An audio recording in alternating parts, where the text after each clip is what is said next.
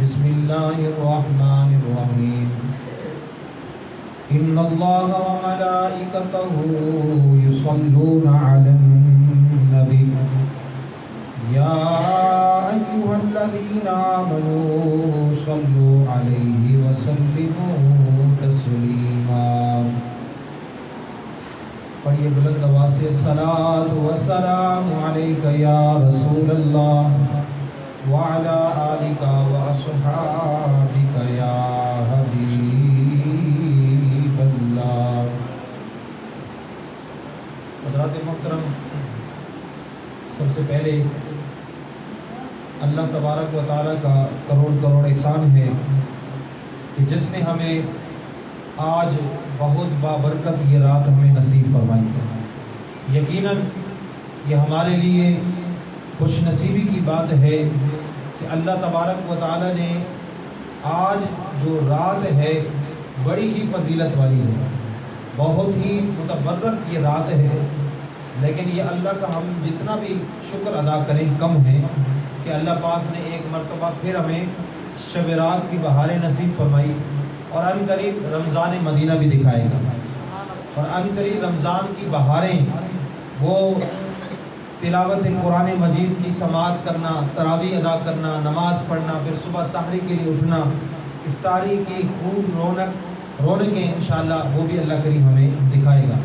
تو آج کیونکہ شب رات ہے تو اس حوالے سے انشاءاللہ شب رات کے فضائل اور خوف خدا کیسا ہونا چاہیے اس حوالے سے انشاءاللہ بیان کرنے کی سعادت حاصل کروں گا۔ اللہ رب العزت سے دعا ہے کہ جو کچھ سنیں اس پر عمل کرنے کی اللہ کریم ہم سب کو توفیق عطا فرمائے۔ سب سے پہلے حضرت عائشہ صدیقہ طیبہ طاہرہ رضی اللہ تعالی عنہا فرماتی ہیں کہ نبی کریم صلی اللہ تعالی علیہ وآلہ وسلم نے ارشاد فرمایا کہ 4 راتیں ایسی ہیں جس میں اللہ تبارک و تعالی اپنی رحمتوں کا نزول فرماتا ہے اور اس میں لوگوں کی بخشش و مغفرت فرما دیتا ہے۔ فرمایا کہ ان میں سے ایک رات عید الفطر کی ہے اور دوسری رات جو ہے وہ بقرہ عید کی ہے، تیسری جو رات ہے وہ عرفہ کی رات ہے، یعنی 8 اور 9 ذوالحجۃ الحرام کی جو درمیانی رات ہوتی ہے، اور فرمایا جو چوتھی رات ہے وہ شعبان المعظم کی رات۔ کون سی رات ہے؟ شعبان المعظم کی وہ برکت والی رات ہے کہ فرمایا کہ اس رات میں اللہ تبارک و تعالی مننے والوں کے نام لکھ دیتا ہے، اور جو لوگ اگلے سال حج کرنے والے ہوتے ہیں ان کے نام بھی اللہ کریم لکھ دیتا ہے، اور جو لوگ مرنے والے ہوتے ہیں اور جن کو جتنا اللہ کریم نے رزق دینا ہے وہ سارا کا سارا فیصلہ اسی رات میں ہوتا ہے۔ کسی کو شقی لکھ دیا، کسی کو جو ہے جس کو فضیلت دینی ہے، جس کو عزت دینی ہے اس کے لیے عزت لکھ دی جاتی ہے، جس کو ذلت اور رسوائی دینی ہے اس کے نام میں ذلت اور رسوائی لکھ دی جاتی ہے۔ تو یہ تمام چیزیں اسی رات میں اللہ کریم جو ہے لکھ دیتا ہے۔ اور ایک اور حدیث مبارکہ ہے کہ اماں عائشہ فرماتی ہیں کہ نبی کریم صلی اللہ علیہ وسلم نے ارشاد فرمایا میرے پاس جبرائیل امین آئے اور عرض کرتے ہیں یا رسول اللہ صلی اللہ علیہ وسلم یہ شعبان المعظم کی جو رات ہے یہ ایسی بابرکت رات ہے کہ اس میں اللہ تبارک و تعالی آسمان دنیا میں اپنی شان کے مطابق تشریف فرما ہوتا ہے اور اللہ تعالیٰ کی رحمتوں کا نزول ہو رہا ہوتا ہے۔ اللہ کی رحمتیں آواز دے رہی ہوتی ہیں کہ ہے کوئی بندہ مجھ سے بخشش طلب کرنے والا کہ اس کو بخش دیا جائے، ہے کوئی معافی طلب کرنے والا کہ اس کو معاف کر دیا جائے، ہے کوئی روزی مانگنے والا اس کے رزق میں کشادگی کر دی جائے، ہے کوئی سوال کرنے والا کہ اس کے ہر سوال کا جو ہے اس کو بہترین انداز میں اس کو جواب بھی دیا جائے، اور اس کے رزق میں، اس کی صحت میں، اس کی عمر میں بھی برکت عطا کر دی جائے۔ تو میرے بھائی اللہ تبارک و تعالیٰ کی رحمتیں جو ہے اس رات میں جوش میں ہوتی ہیں اور اللہ کریم اپنے بندوں پر خاص نظر رحمت فرماتا ہے۔ ایک مرتبہ اماں عائشہ فرماتی ہیں کہ میں حجرے میں موجود تھی، میری آنکھ کھلتی ہے، میں دیکھتی ہوں کہ سرکار بھی بستر پر تشریف فرما ہے۔ جب دوبارہ آنکھ کھلتی ہے تو میں کیا دیکھتی ہوں کہ حضور بستر پر تشریف فرما نہیں ہے۔ میں یہ گمان کرتی ہوں کہ شاید پیارے آقا صلی اللہ تعالی علیہ وسلم کسی دوسری ازواج کے پاس تشریف لے گئے، لیکن جب میں باہر جاتی ہوں کیا دیکھتی ہوں کہ نبی کریم صلی اللہ علیہ وسلم جنت البقیع میں تشریف فرما ہے۔ اور جب میں جاتی ہوں نا تو میں عرض کرتی ہوں یا رسول اللہ صلی اللہ علیہ وسلم میں نے یہ گمان کیا کہ شاید آپ کسی اور ازواج کے پاس تشریف لے گئے، تو حضور فرماتے ہیں اے عائشہ کیا تم نے یہ گمان کیا کہ میں تمہاری حق تلفی کر کے میں دوسروں کے پاس جاؤں گا، دوسری ازواج کے پاس جاؤں گا؟ کیونکہ باریاں مقرر تھی اور جس کی جو باری ہوتی حضور اسی کے گھر میں تشریف فرما ہوتے۔ اس رات کو اما عائشہ صدیقہ طیبہ طاہرہ رضی اللہ تعالی عنہا کی باری تھی کہ حضور آدھی رات کو جو ہے آپ بستر پر تشریف لے گئے اور جنت البقیع میں وہاں دعائے مغفرت کے لیے کر رہے ہیں، امت کے لیے دعا کر رہے ہیں۔ تو نبی کریم علیہ السلام نے فرمایا اے عائشہ آج یہ وہ برکت رات ہے کہ اللہ تبارک و تعالی قبیلہ بنی قلب کی بکریوں کے بالوں کی تعداد کے مطابق اللہ تبارک و تعالی گناہگاروں کی بخشش اور مغفرت فرما دیتا ہے۔ آج وہ بابرکت رات ہے۔ تو میرے بھائیو آج یہ ہمارے لیے خوش نصیبی ہے کہ اللہ تبارک و تعالی نے یہ ہمیں رات جو ہے نصیب فرمائی ہے۔ تو ہمیں کیا کرنا چاہیے اس رات میں؟ ہمیں یہ چاہیے کہ ہم اللہ تبارک و تعالیٰ کی پوری پوری عبادت کرنے میں مصروف ہو جائیں۔ حضرات محترم اسی طرح ایک اور روایت ہے، مولا علی شیر خدا کرم اللہ تعالیٰ وسلم کریم فرماتے ہیں کہ رات کو شب رات کو قیام کرو اور دن میں روزہ رکھو۔ تو الحمدللہ رات کو آپ کے سامنے ہماری مساجد میں رونقیں ہوتی ہیں، لوگ آتے ہیں، نماز پڑھتے ہیں، تلاوت قرآن کرتے ہیں، ایک محفل بیان کا سلسلہ ہوتا ہے، اس کے بعد صلاۃ التسبیح، یعنی پوری رات ہی عبادت میں گزرتی ہے۔ پھر صبح جو ہے لوگ سحری کر کے جو ہے پھر روزہ رکھتے ہیں، تو یہ ساری رات عبادت میں گزرتی ہے۔ تو پیارے پیارے اسلامی بھائیوں، حضور علیہ السلام نے فرمایا کہ اس رات میں سب گناہگاروں کو بخش دیا جاتا ہے، مگر کچھ ایسے بدبخت لوگ ہیں جن کی بخشش نہیں ہوتی۔ وہ فرمایا کہ وہ کون ہیں؟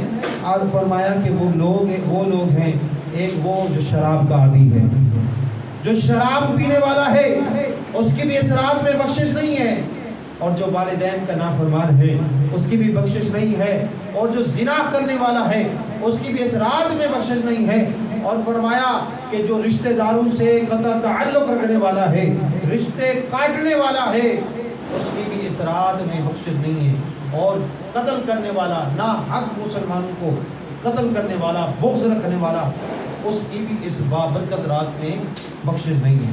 تو میرے پیارے اسلامی بھائیوں، آپ تصور کریں ایسی بابرکت رات میں اگر اللہ تعالیٰ ہمیں بخشش کا پروانہ نہ عطا فرمائے تو ہمارا ہوگا کیا؟ ہمارا کیا ہوگا؟ اللہ کا عذاب بڑا سخت ہے، بہت بڑا سخت ہے۔ اللہ اکبر۔ ایک اور روایت ہے، نبی پاک صلی اللہ علیہ وسلم نے فرمایا کہ ایک بندہ ہے جو صبح سے لے کر ظہر تک مزدوری کرتا ہے، اس کو 1 قرات اجر دیا جاتا ہے۔ دوسرا وہ بندہ ہے جس کو ظہر سے لے کر عصر تک مزدوری کرتا ہے، اس کو بھی 1 قرات اجر دیا جاتا ہے۔ اور فرمایا کہ تیسرا وہ بندہ ہے کہ جو عصر سے لے کر مغرب تک مزدوری کرتا ہے، اس کو 2 قرات اجر دیے جاتے ہیں۔ کتنے؟ 2۔ تو فرمایا جو پہلا ہے اس کی مثال یہود کی ہے، دوسرے کی مثال نصارہ کی ہے، اور تیسرے کی مثال میری امت کی ہے۔ وقت قلیل ہے لیکن ثواب زیادہ ہے۔ ایک نیکی کرو گے تو رب کریم کتنا ثواب عطا فرمائے گا؟ 10 گنا، بلکہ اس سے بھی ڈبل۔ تو یہ اس امت کا خاصہ ہے کہ ایک نیکی کرے گا تو 10 مرتبہ زیادہ ثواب اللہ تعالیٰ اسے عطا فرمائے گا۔ اور نیکی ابھی کی نہیں، صرف نیکی کا ارادہ کرتا ہے تو اس کا بھی ایک نیکی کے ارادے کا، ایک نیکی کا ثواب جو ہے نا اس کے نام اعمال میں لکھ دیا جاتا ہے۔ کتنا مہربان ہے ہمارا رب، کتنا مہربان ہے، لیکن انسان پھر بھی غافلوں کی زندگی گزار رہا ہے۔ حضرات محترم، حضرت عمر رضی اللہ تعالیٰ عنہ بازار کی طرف چل رہے ہیں، دیکھتے ہیں کہ ایک راستے میں شرابی آ رہا ہے، اس کے ہاتھ میں بوتل ہے۔ عمر رضی اللہ تعالیٰ عنہ وہ جاہو جلال والے تھے جن کے ہاتھ میں ہر وقت درہ رہتا تھا، لوگ کب کپاتے تھے آپ کے گوشت سے، جب شرابی نے دیکھا کہ حضرت عمر رضی اللہ تعالیٰ عنہ کے ہاتھ میں درہ ہے اور وہ میری طرف بڑھ رہے ہیں، اس نے ہاتھ اٹھائے آسمان کی طرف دیکھا، اے رب کریم آج تو عمر کے جلال سے بچا لے، میں قسم کھا کے کہتا ہوں کہ آج کے بعد شراب نہیں پیوں گا، آج کے بعد میں شراب نہیں پیوں گا۔ اللہ اکبر۔ اتنے میں حضرت عمر بھی رضی اللہ تعالیٰ تشریف لے آتے ہیں، آپ فرماتے ہیں اس نے فوراً جو ہے نا بوتل بغل میں چھپا لیتا ہے۔ حضرت عمر فرماتے ہیں کہ اس بوتل میں کیا ہے؟ تو وہ کہتا ہے سرکہ ہے۔ میری طرف توجہ کیجیے، کیا ہے؟ سرکہ ہے۔ حضرت عمر فرماتے ہیں کہ دکھاؤ۔ جب حضرت عمر بوتل کو دیکھتے ہیں، ڈھکن کھول کے جب دیکھتے ہیں تو واقعی ہی سرکہ ہے۔ تو پتہ چلا کہ جو بندہ صدق دل سے اللہ کی بارگاہ میں رجوع کر لیتا ہے، سچے دل سے توبہ کر لیتا ہے، اللہ تبارک و تعالیٰ اس کے گناہوں کو بدل کر نیکیوں میں تبدیل فرما دیتا ہے۔ تو وہ رب جو سرکے کو شراب کے بدلنے پر قادر ہے، تو میرے بھائی وہ رب تمہارے گناہوں کو نیکیوں میں بھی تبدیل کرنے پر قادر ہے۔ بس رب کی رحمت چھم چھم برس رہی ہے، لیکن انسان دیکھیں غافل ہے، وہ نیکی کی طرف نہیں آتا، بھلائی کی طرف نہیں آتا۔ آگے حدیث پاک میں آتا ہے کہ قیامت کے دن ایک شخص کو نا اللہ تبارک و تعالیٰ فرمائے گا کہ اپنے نامہ اعمال پڑھ، اس کو کتاب دی جائے گی نامہ اعمال۔ اب وہ کیا کرے گا؟ چھوٹے چھوٹے گناہ جو ہے نا وہ پڑھتا جائے گا، بڑے بڑے گناہ نہیں پڑے گا، اللہ سے حیا کرتے ہوئے، ڈرتے ہوئے۔ جب اللہ تعالیٰ پوچھے گا کہ اے میرے بندے تو نے کیا کتاب پڑھ لی ہے گناہوں کی؟ تو عرض کرے گا اے باری تعالیٰ میں نے سارے گناہ پڑھ لیے۔ اللہ تعالیٰ ارشاد فرمائے گا اے میرے بندہ آج میں نے تو نے جتنے گناہ پڑے ہیں میں نے سب کو بدل کر نیکیوں میں تبدیل فرما دیا۔ یعنی جتنے تم نے گناہ پڑے ہیں نا سب کو میں نے بدل کر، گناہوں کو بدل کر نیکیوں میں تبدیل فرمائے گا۔ تو وہ بندہ جلدی جلدی عرض کرے گا اے باری تعالیٰ ابھی تو میں نے بڑے بڑے گناہ پڑے ہی نہیں ہیں، ابھی تو میں نے بڑے بڑے گناہ پڑے ہی نہیں ہیں۔ حضور علیہ السلام یہ صحابہ کرام کو یہ واقعہ سنا رہے تھے تو حضور اتنا مسکرائے کہ آپ کی مسکراہٹ سے آپ کے جو دندان مبارک تھے آپ کے وہ نظر آنے لگے۔ یعنی کہ اللہ تبارک و تعالیٰ کی شفقت دیکھو، اللہ تعالیٰ کی محبت دیکھو، مخلوق سے محبت دیکھو کہ وہ کتنا کریم ہے۔ بندہ وہ چھوٹے چھوٹے گناہ پڑھ رہا ہے، بڑے گناہ چھوڑ رہا ہے، لیکن اللہ تو جانتا ہے۔ تو اللہ تعالیٰ نے فرمایا کہ اے میرے بندے میں نے تیرے سارے گناہوں کو بخش دیا اور بلکہ ان گناہوں کو نیکیوں میں تبدیل کر دیا۔ تو اللہ بڑا غفور رحیم ہے میرے بھائی، ہمیں اللہ کی بارگاہ میں رجوع کرنے کی ضرورت ہے۔ حضور صلی اللہ تعالی وسلم نے ارشاد فرمایا، اپنے صحابہ کو ایک مثال دے کر ارشاد فرمایا کہ ایک بندہ ہے، توجہ کیجیے گا، ایک بندہ ہے صحرا میں گیا اور اس کے پاس ایک اونٹ ہے، اونٹ میں کھانے پینے کا سامان بھی ہے، پینے کا بھی سامان اسی اونٹ پر ہے۔ جب جاتا ہے راستے میں دیکھتا ہے کہ ایک درخت ہے، کیا ہے؟ درخت ہے، اس درخت کے نیچے ٹھہر جاتا ہے کچھ آرام کرنے کے لیے۔ اچھا جب ٹھہر جاتا ہے، اب کیونکہ وہ تھکا ہوتا ہے سفر، تو اس کی آنکھ لگ جاتی ہے۔ کیا لگ جاتی ہے؟ بولے آپ بھی بولیں نا تھوڑا، میں ہی بولوں گا سارا، سبحان اللہ۔ تو آنکھ لگ جاتی ہے اس کی۔ جب آنکھ کھلتی ہے دیکھتا ہے کہ وہی اونٹ جس میں کھانے کا بھی سامان تھا، جس میں پینے کا بھی سامان تھا، وہ معاذ و سامان اونٹ غائب ہے۔ اب وہ شخص اتنا پریشان ہوتا ہے، دور دراز سے دیکھتا ہے اونٹ نظر نہیں آتا، دور دراز سے کوئی انسانی گھر نہیں ہوتا کہ جہاں بندہ جا کر کچھ کھا پی سکے تاکہ اپنی جان بچا سکے۔ اب وہ دوبارہ اسی پیڑ کے نیچے آ کے بیٹھ جاتا ہے، موت کا انتظار کرتا ہے۔ اس بات کا ان لوگوں کو اندازہ ہوگا کہ جنہوں نے صحرا میں سفر کیا، صحرا میں سفر کرنا اور پانی کا نہ ہونا، کھانے کا نہ ملنا، ایک سیدھی سادھی موت ہوتی ہے۔ تو اس شخص نے دور دراز سے کوئی اس کو جب گھر نظر نہ آیا، نہ کوئی پینے کا سامان، نہ کھانے کا سامان، اس نے کہا کہ اب تو سیدھی سادھی موت ہے، میرا اونٹ بھی غائب ہو گیا ہے۔ اب جب اس پیڑ کے نیچے آ کے بیٹھتا ہے، اب جب اس کی آنکھ کھلتی ہے آنکھ لگ جاتی ہے. جب آنکھ کھلتی ہے تو کیا دیکھتا ہے کہ وہی اونٹ جو گم ہو گیا تھا کچھ دیر قبل، وہی اونٹ ماں ساز و سامان اس کے سامنے کھڑا. ذرا بولے نا سبحان اللہ. وہی اونٹ ماں ساز و سامان اس کے سامنے کھڑا ہے. اب دیکھیں اب وہ اتنا خوش ہوتا ہے، اتنا خوش ہوتا ہے، وہ کہتا ہے کہ اللہم انت ربک وانا عبدی. یعنی وہ کہتا ہے کہ اے میرے اللہ میں تیرا رب ہوں، تو میرا بندہ ہے.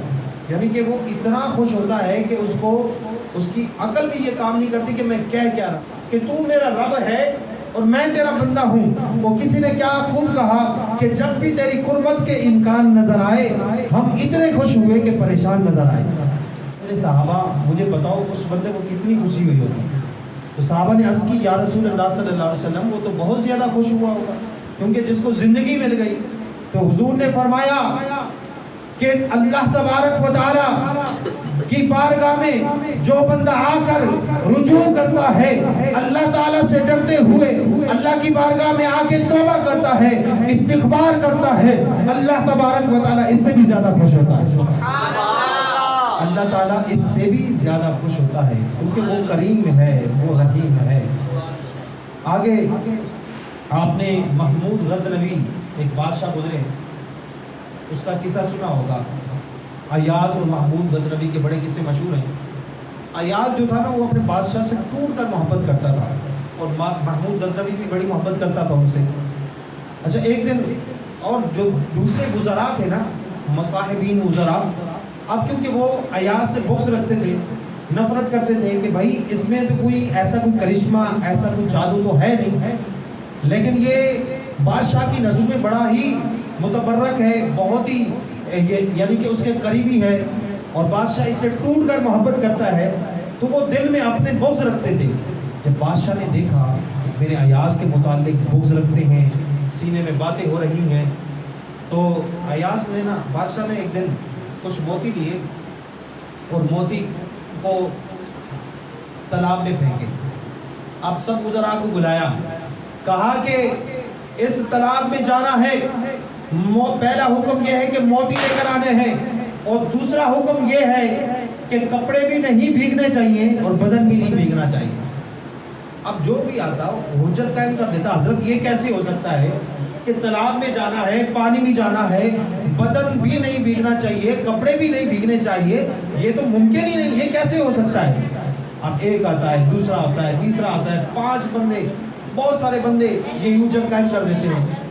بٹ بچہ تھوڑا لیکن جب بیان ہو رہا ہو اس طرف توجہ سامنے کی طرف کرنی چاہیے کیونکہ آپ اصلاح کر رہے ہیں ایک دوسرے کی. ٹھیک ہے، تو اتنے میں ایاز آ جاتا ہے.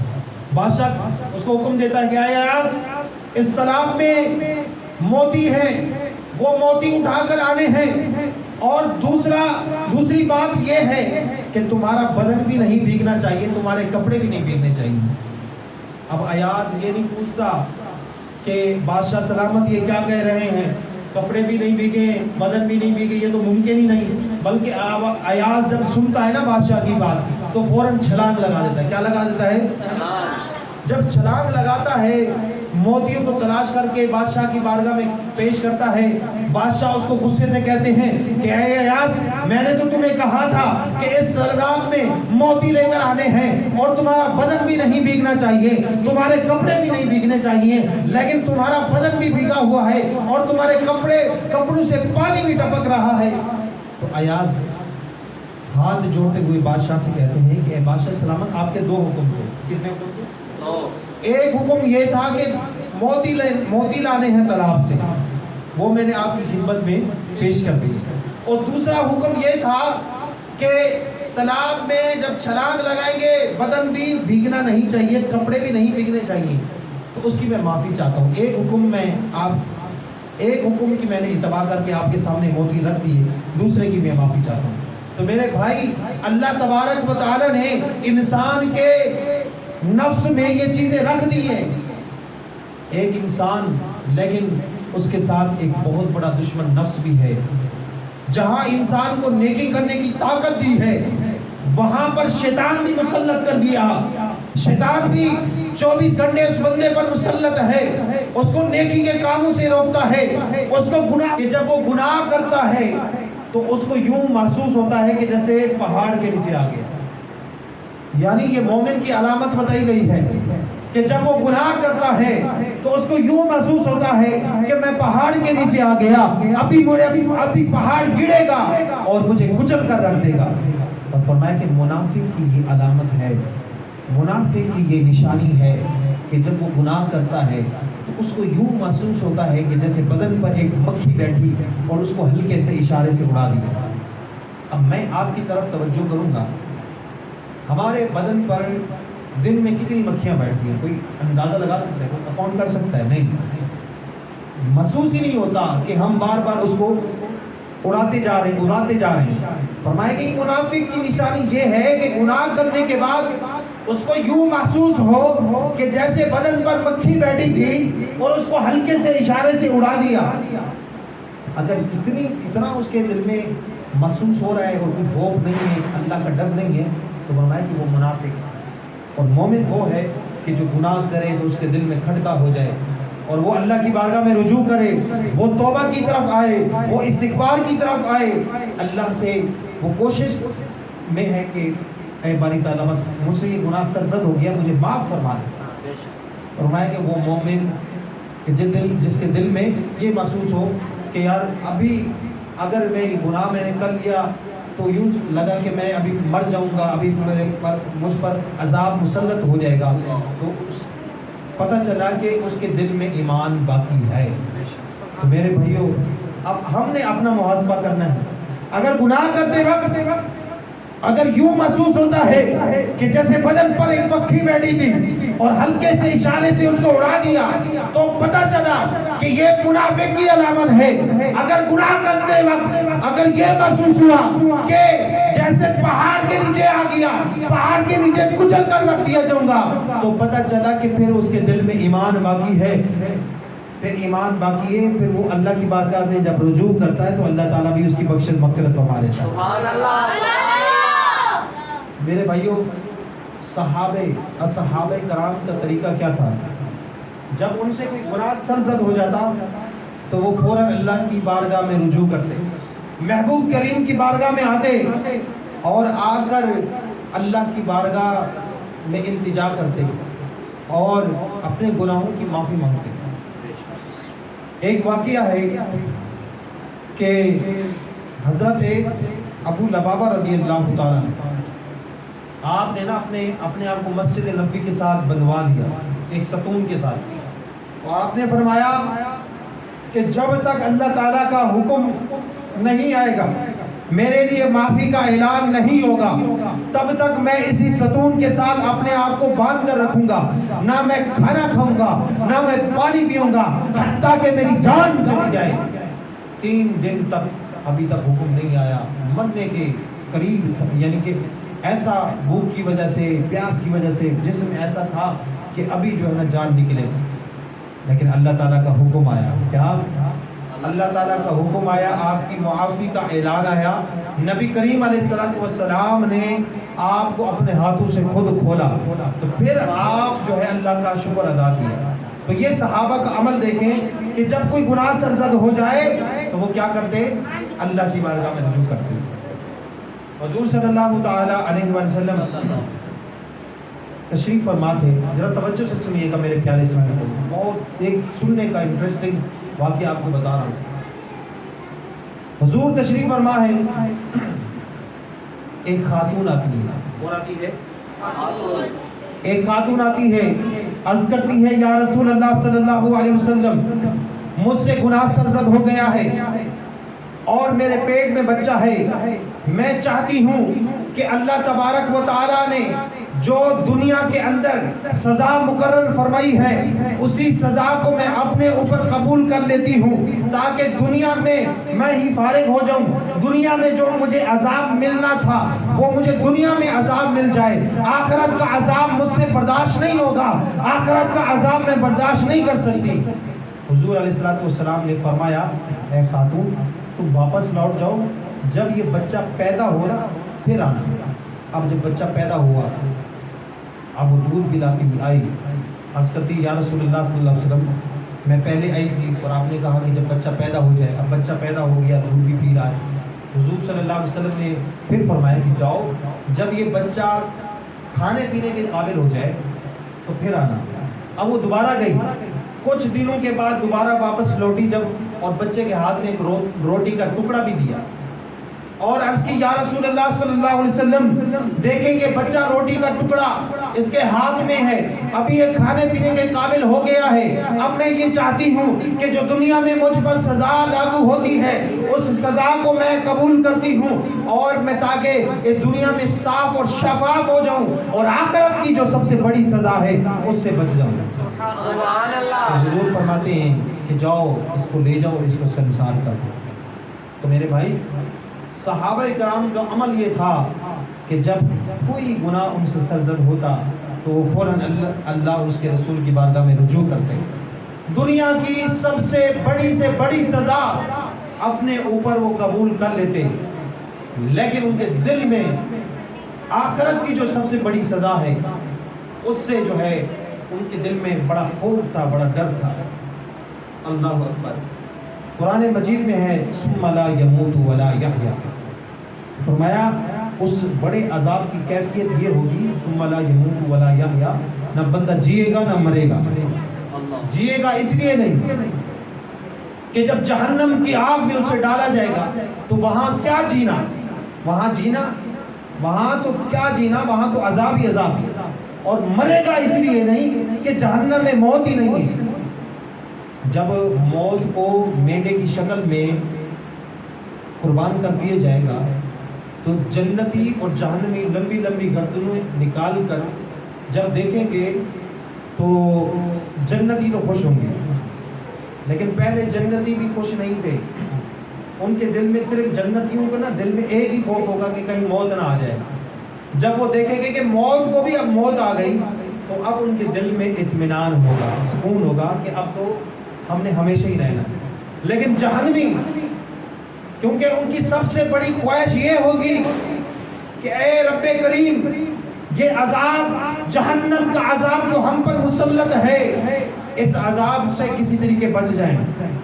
لیکن ان کو عذاب مسلسل دیا جا رہا ہوگا، ان کی بڑی خواہش کیا ہوگی؟ کفار کی، مشرکین کی، ان کی یہ خواہش ہوگی کہ کسی طریقے ہمیں جہنم، ہمیں موت آ جائے، یعنی مر جائے۔ لیکن جب موت کوئی موت آ جائے گی تو اب ان کو بولا جائے گا کہ موت کوئی موت آ گئی، اب تم موت نہیں ہے تمہارے لیے، بلکہ ہمیشہ کے لیے تم نے جہنم میں جلنا ہے۔ تو میرے بھائی، اس سے قبل کہ گناہوں کی وجہ سے ہمیں جہنم میں گھسیٹ کر ڈالا جائے تو اس سے پہلے ہمیں توبہ کر لینی چاہیے، استغفار کر لینا چاہیے۔ ماعز ابن مالک اسلمی رضی اللہ تعالیٰ حضور کی بارگاہ میں آتے ہیں، عرض کرتے ہیں طاہرنی یا رسول اللہ، مجھے پاک کر دیجئے۔ حضور فرماتے ہیں کہ کس جرم میں؟ تو عرض کرتے ہیں یا رسول اللہ، مجھ سے زنا سرزد ہو گیا ہے، مجھے پاک کر دیجئے۔ حضور فرماتے ہیں جاؤ اللہ تعالیٰ سے استغفار کرو، اللہ تعالیٰ سے توبہ کرو، وہ بڑا غفور الرحیم ہے، تمہارے گناہوں کو بخش دے گا۔ لیکن اس کے دل میں چین نہیں ہوتا، سکون نہیں ملتا، قلب جو ہے مضطرب ہوتا ہے۔ دوبارہ حضور کی بارگاہ میں لوٹتے ہیں، عرض کرتے ہیں یا رسول اللہ صلی اللہ علیہ وسلم طاہرنی، مجھے پاک کر دیجئے۔ حضور فرماتے ہیں میں نے تمہیں پہلے ہی کہا تھا کہ دوبارہ جاؤ اللہ کی بارگاہ میں لوٹ جاؤ اور ان کی بارگاہ میں رجوع کرو، اور اللہ بڑا غفور الرحیم ہے، بخشنے والا ہے۔ اب وہ تیسری مرتبہ آتا ہے، حتیٰ کہ چوتھی مرتبہ آ جاتا ہے تو حضور پھر فرماتے ہیں کہ کس جرم میں؟ فرمایا کہ مجھ سے زنا سرزد ہو گیا۔ اب کیونکہ وہ اپنے جرم کو اس نے خود قبول کر لیا ہوتا ہے اور سب گواہوں نے بھی سن لیا ہوتا ہے، تو حضور فرماتے ہیں کہ ذرا دیکھو کہ یہ نشے کی حالت میں تو نہیں ہے۔ جب دیکھتے ہیں کہ یا رسول اللہ ایسی کوئی کیفیت نہیں ہے، حضور فرماتے ہیں کہ دیکھو اس کا عقل و حواس ٹھیک ہے، فرمایا کہ ایسی کوئی کیفیت نہیں، بالکل صحیح سلامت ہے۔ حضور فرماتے ہیں، اس سے خود مخاطب ہوتے ہیں، فرماتے ہیں کہ اے معاذ، کیا تم یہ دل سے اور اپنی عقل سے یہ تسلیم کرتے ہو؟ تو عرض کرتے ہیں یا رسول اللہ، میں دل سے اور اپنی عقل سے، ہوش حواس سے میں تسلیم کرتا ہوں کہ مجھ سے گناہ زرزد ہو گیا ہے، اور میں چاہتا ہوں کہ دنیا کی جو سزا ہے یہ دنیا کی سزا میں قبول کرنے کے لیے تیار ہوں، تاکہ میں دنیا میں ہی فارغ ہو جاؤں۔ تاکہ آخرت کی جو سب سے بڑی سزا ہے اس سے میں بچ جاؤں۔ تو حضور صلی اللہ علیہ وسلم حکم دیتے ہیں اپنے صحابہ کہ جاؤ اس کو سنسار کر دو۔ جب سنسار کر دیا جاتا ہے، پھر جب جنازہ پڑھا جاتا ہے، حضور علیہ السلام خود جنازہ پڑھاتے ہیں۔ جب ان کی میت کو لے کر جایا جاتا ہے نا، تو کوئی بولتا ہے کہ لو جی ماعز ابن مالک نے تو گناہ کیا تھا۔ جب نبی کریم علیہ السلام یہ جملہ سنتے ہیں، حضور علیہ السلام کے مبارک چہرے میں جلال کی کیفیت طاری ہو جاتی ہے۔ حضور علیہ السلام فرماتے ہیں خبردار میرے ماعز ابن اسلمی کے بارے میں اگر کسی نے کوئی جرأت کی، میرے ماعز نے ایسی سچی توبہ کی ہے کہ اگر ان کی توبہ کو میں اپنی امت میں، پوری امت میں تقسیم کر دوں تو لکفاہم، میری ساری امت کی بخشش و مغفرت ہو جائے۔ سبحان اللہ۔ تو جو بندہ دنیا کے اندر جو شریعت کی سزا ہے اس کو اپنے اوپر لاگو کر لیتا ہے، تو فرمایا کہ پھر وہ آخرت میں وہ بری ہو جاتا ہے۔ وہ کیا ہو جاتا ہے؟